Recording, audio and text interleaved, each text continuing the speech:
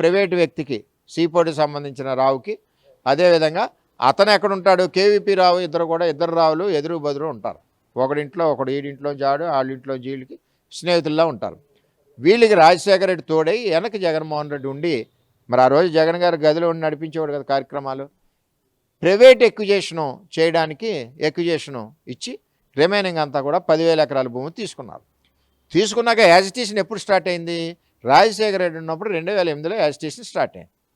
2012లో చంద్రబాబు నాయుడు ఏరువాక్ చేయడానికి వచ్చాడు రైతుల పక్షాన్ని.